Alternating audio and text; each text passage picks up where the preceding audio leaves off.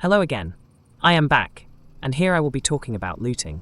This video was made mainly for new players and beginners. However, some of the more experienced players can still learn from this, as we all know this game has so much freedom, and getting around everything can be very difficult, especially if we play solo and not having enough time.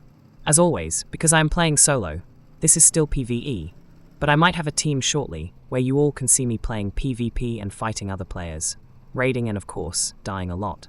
As I talked earlier in my previous videos, I covered subjects such as fishing and basic trading.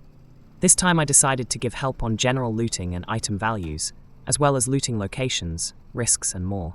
I created chapters with timestamps, so you can navigate through the topics if you wish. Chapter 1. Preparing for looting. To be an efficient looter in Deadside, we must focus on the main goal, and ignore the distractions such as missions or any activity throughout the map. Basically, we must not engage into any combat with bots, just leave them behind and keep moving. The inventory capacity is something where you always want to improve no matter what. Once you have leveled up in reputation at the trader and have collected enough money, do not hesitate to buy a bigger backpack and vest to carry more items. Trust me, on the long run, this is the key to make serious money. Since the 1.3 update, I noticed that the motorbike spawns are rarer, and due to this, it is very difficult to find a motorbike. If you ever find a motorbike, make sure you do everything to keep it, because it is also easy to lose it. You will need a vehicle lock and upkeep resources at your base for the mechanical workbench.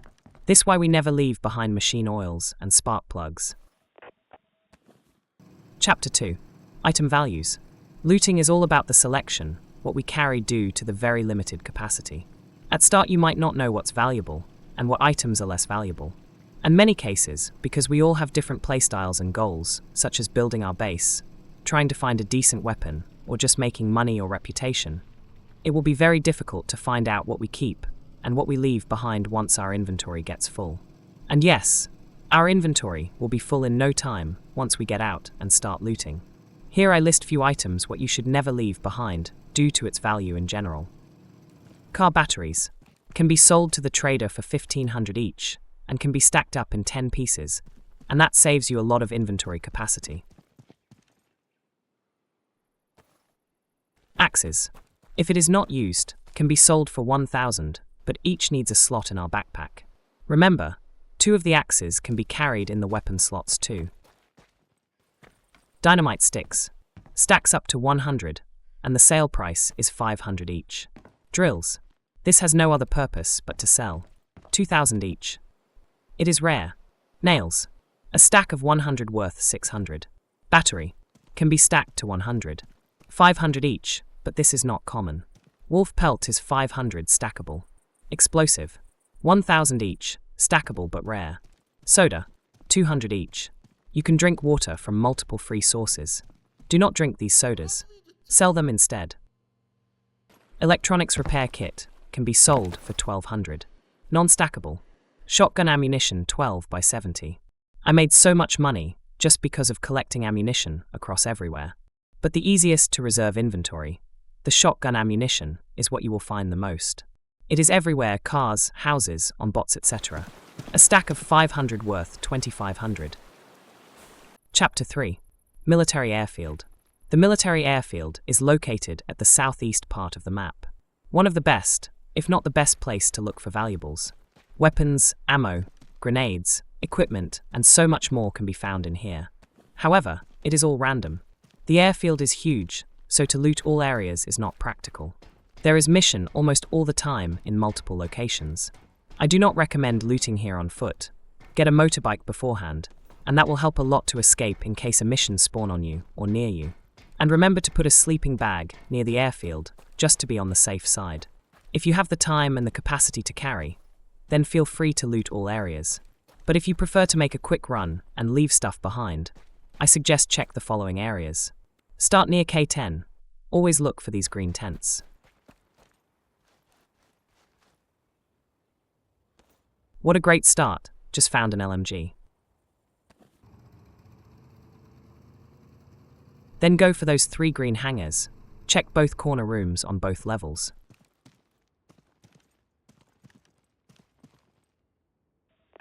At the middle of the airfield here, There is a scrap yard where you can find plenty scrap metal and rebars.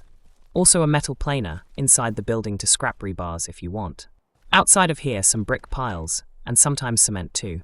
The rest of the areas are up to you if you have time and capacity to keep looting. Chapter 4. Other military bases. I have checked 2 more military areas. The first is up north in I-2. There is a building here. I found 3 welded container, which requires vehicle repair kit to open it. Unfortunately, all of them had the same items: laptop, cameras and radio parts. With this you can set up a camera surveillance at your base, but on PvE server it is useless. Either the laptop or the camera has any value at the trader. Also found a backpack and some rare ammunition, but other than that this was not a great loot. The other place is north of a lake at J5. The only valuables I found is some ammunition and bricks and cement. Both areas have a frequent mission spawn, so it is also risky to visit if you are not prepared for combat. I would not recommend coming to this place with high hopes, especially if your base is far.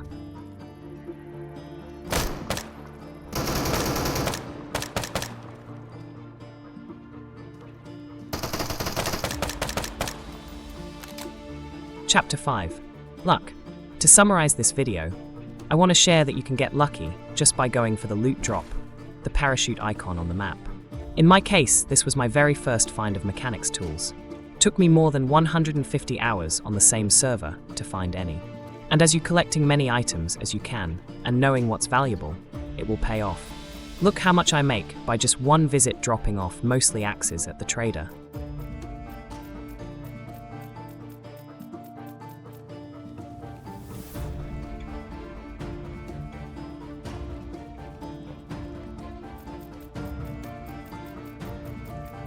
If you have any tip what content I shall make next, please let me know in the comments. I am planning to do bunkers and convoys solo, but I am still hesitant which one first. I hope I helped you with this video. If so, please drop a like and share it with others. And if you wish to see more content, subscribe to my channel. Your support is greatly appreciated. Thank you for watching, and see you all in my next video.